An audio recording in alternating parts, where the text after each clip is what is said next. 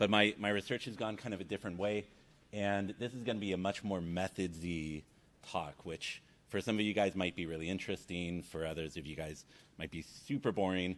But I'm targeting the people that will find this super interesting. So we're talking about a kind of quantitative text analysis, which is, in fact, two kinds of quantitative text analysis: top-down and bottom-up methods of text analysis. And I'll give you kind of a quick overview of what these are. I'll put these in the slides. Unfortunately, I can't leave these up too long because we got to move along. But you'll be able to download all the software that I'm using for this and the data set that I've got in here. I think that's the right data set. So you can actually play around with this if you want to. When we talk about top-down and bottom-up data text analysis methods, top-down is a more deductive approach, right? We've got a dictionary, we've got a lexicon in place, and we're looking for signs of a construct that we know about. I'll give you an example here in a second. Bottom-up text analysis is the more deductive. We've got a bunch of text. We're trying to make sense of it. This is what we oftentimes use in data science, where we're collecting tweets or Facebook posts, and we're just kind of looking for things like sentiment, so sentiment analysis, or topic modeling, which is what we're doing today. An example of sort of the top-down analysis from my own research, we might take a text. This is part of a TED Talk, and we ran it through looking at two different types of cognition: analytic cognition and narrative cognition, and look for text signs of each. So we've got our lexicon, and we know which words fit into that lexicon, and we can just run a piece of text or a series of text through that lexicon, looking for signs of the construct that we're looking at. And here's kind of the process that we go through. So if I'm really interested in looking at sad songs, and my research is really focused around sad songs, I might build out a lexicon of words associated with sadness. And in fact, there is a lexicon in the Luke Dictionary for sadness that starts like this. And you can take a sad song and look for instances of those words in the text. And you can then get your variable for how much one song compared to another song is sad based on that lexicon, right? So that's the sort of top-down approach to text. Is it? Yeah, I can't remember the name of it. What is? Do you know the name of it offhand? It's an old country song. I just looked for sad country songs, and I think that was ranked number 1 or 2. Yeah, I think that's right. Yeah, thank you. Yeah, I'll put that in my speaker notes. I'm so lonesome I can die for the microphone here. Yeah. So bottom-up text analysis works a little bit differently, right? You don't have a lexicon. You may not even know what you're looking for, right? But you're looking for things like topics. And so you get your sort of unorganized text. You start to organize them. You start to look for features. And you see what sort of insights you can glean from organizing them. Pretty simple. And the text that we're going to look at, so I want to spend the majority of time actually running one of these so that we can kind of see how this works. And the text that we're using, I actually just have been taking another look at them this week. I had a much more kind of boring, small data set to look at. Today I'll set, but Tuesday I was looking at an old paper that I wrote and submitted to a journal, and it got completely dunked because it had no significant findings. If you look on here, none of my findings, hardly at all, were significant. But what we did in this experiment is we gave people a short story to read, a little case, and then asked them to write about the case with an open-ended essay question. They had to write at least 100 words, and then gave them some questions, some Likert-type questions around things, around the behavior of the characters in the story. The story in general, quick overview, is about a bar owner during the pandemic. This was done about 2 years ago. During the pandemic, the city has passed an ordinance that bars can now open, but they need all the staff and customers need to wear face masks at the bar. The bar owner sort of allows people to not wear face masks, so customers come in without face masks. The staff comes in without face masks, and one of the staff members gets COVID. And what they're writing about is sort of what issues does this connect to? And you can see, with the experimental conditions, I won't go into them too much here, we didn't get that much variance, so not very many significant results. But an interesting one here in the middle top is that responsibility did get one significant finding, meaning that in one experimental condition, people did find that the bar owner was responsible. If they were to be sued, we put a dollar amount on it. They would, they said this person should be sued for more money, right, for what they've done. So that's sort of the story, and that's where our text comes from. I'm going to skip over one important part of this process just because of time. I know we're kind of shuffling for time today, which is the text cleaning, which is an important part, and I'm sure any of you who've worked with text, this is probably your least favorite part of text analysis, so going through the text, and there's some ways to automate this. The program that I use is very sophisticated. It's called Microsoft Word, is my first pass on this. And I use their spell check and grammar check, which works really well for the first pass. And then the second program I use is called MEH, which I love, MEH, which is linked in that first slide. And that's good for things like lemmatization, segmenting, if you're doing any of that kind of stuff. Open source, it's put out by a guy named Ryan Boyd, who's actually really cooperative and helpful if you've got questions about his software. So I'm going to skip over that. What we end up with, I'm going to move here to another open source program, Jamovi, which we're going to be using for the rest of this. You end up with your cleaned up texts that have the text without any punctuation, without any capitalization, different things. I've got kind of somewhat cleaned versions here. Jamovi, if you don't know it, is my top pick. I'm going to be talking about it later today at our session at 11, whatever that session is, as a good alternative to something like SPSS. If you guys have used that, or SAS, or even Stata, I think it's a pretty good alternative. Again, it's FOSS software, so it's free and open source, and I think it does a great job.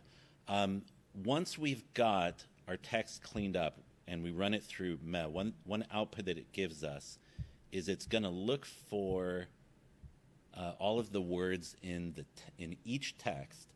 So we have, I think, 322 samples, 322 essays by people, and it goes through. You guys seen this? Yeah, it goes through. Yes. Good point. Thank you. Although I'm going to come back to that window, obviously. So what it gives us, and I'm on the wrong part now, is it looks at each word that appears in the text and which texts have which words, right? So it's not telling us how often the word is used. It's not a TDIF process, but it's saying some of these texts used the word mask and some of them didn't. Some of them used the word responsible. Some of them didn't, right? And what we're going to do is we're going to look for words in common. So this is our bottom-up part of the process, right? We're looking for features within the text. And in particular, we're looking for texts that share words in common. So they're using the common words. And we're going to use a process, we're going to use factor analysis for this first. I particularly like principal component analysis. Exploratory factor analysis works pretty much the same on this. And for this, I'm actually just going to hide our data set completely because kind of we've seen that. I'm going to set the, oops, maybe I'm not going to do that.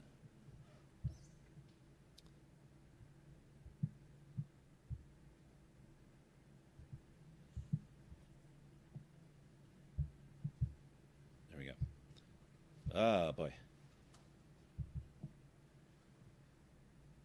This is why you don't lick your touchpad before you give a conference presentation. So we're going to do a principal component analysis, and I'm going to set up the parameters first because it's not a huge data set, but we've got about 250 columns, so 250 combinations of words, plus about 322 observations. So this can take about a minute to process, which is not a long time. We did one of these back 2 years ago. I worked with somebody on a data set that had, I think, 2 million text samples, and so that would take like 2 days to run the analysis. This one taking a minute, I'm pretty happy with. I've played around with this data set, like I say, on Tuesday, so I'm going to tell it to find me 6 components, because that seems to be a pretty good number. I'll tell you why in a minute here. And then we're just going to come down to all of our words here, starting at important social.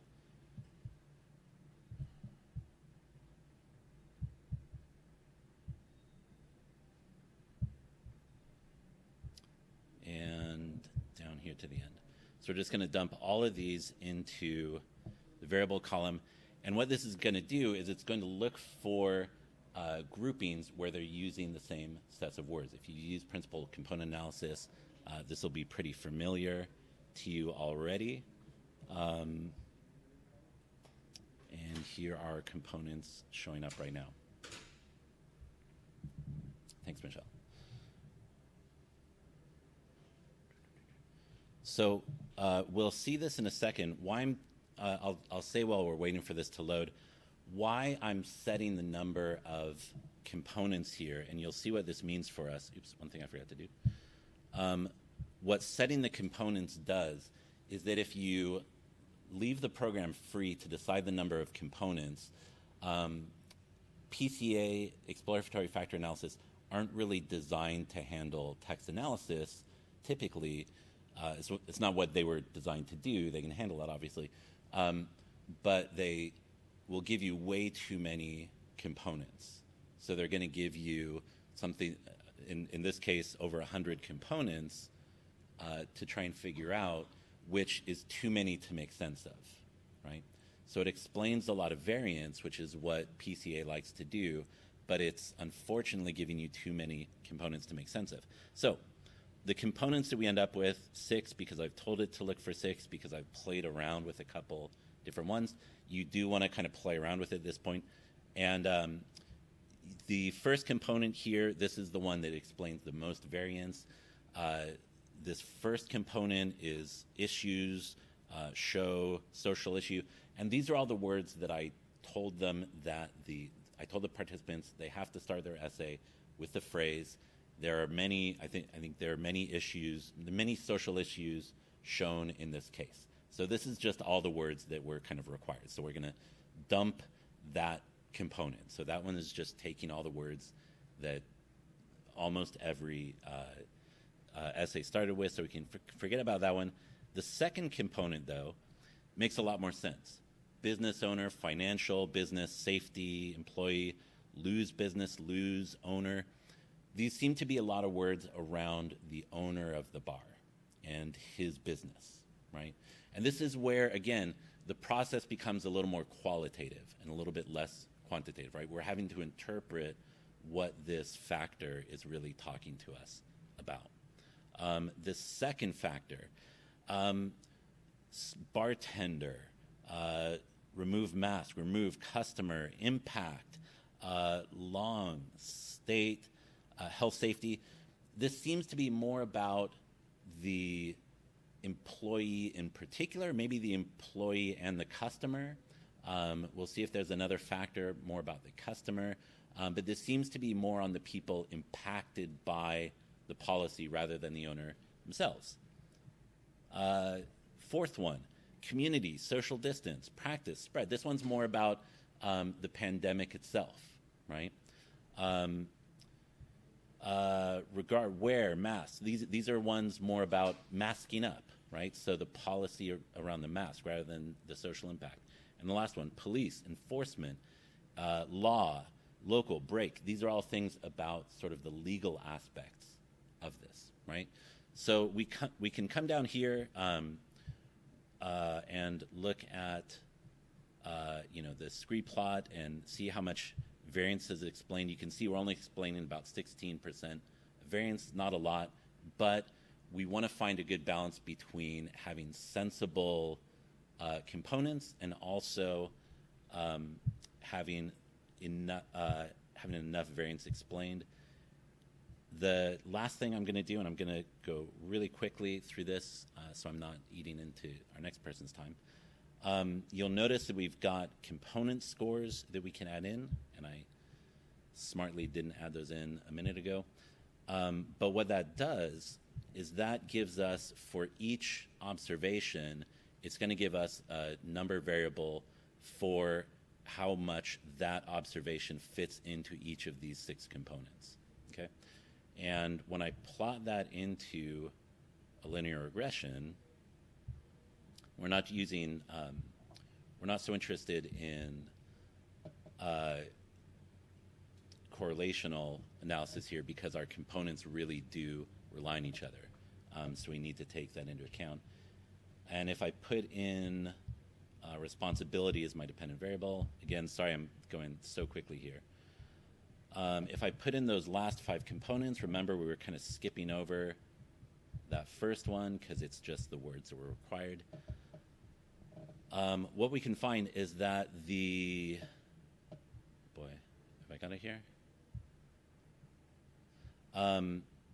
None of these are looking too significant, so I'm going to try some of my control variables, and in particular, if I can find some of these.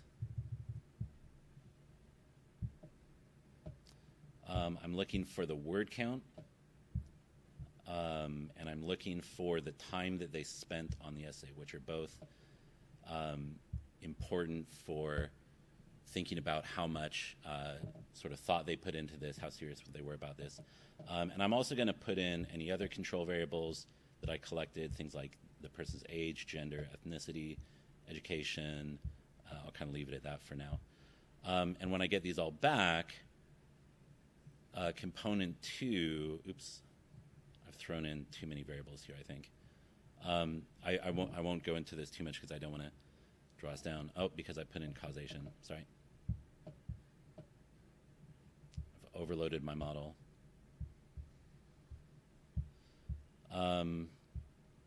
So if I've just got these ones, and I'm going to leave immorality in there, I do have a significant correlation between this second, or a relationship between the third component overall, the one about the people involved and the responsibility of the owner. So where I'm going with this in the paper that I'm working on is to say when we're assessing responsibility for things like COVID and we're talking about employers and employees, if someone was raising a court case against an employer or bringing a case against them in any way, they might want to focus on topics like the impact on the employees or the impact on customers, but focus less on topics like did the person break the law or not? Did they have a social impact or not? Was this the responsible thing for them to do as the owner of a business? Those arguments might not carry a lot of weight, but at least with the participants in the study, what did carry a lot of weight for them in terms of assessing responsibility of the owner was the impact on the people involved, the customers and the employees. So that's a real quick run through a particular kind of text analysis. If this crosses over with any of your research, please let me know. I'd love to work with you on some of your text samples. Otherwise, I'll move us on to our next speaker.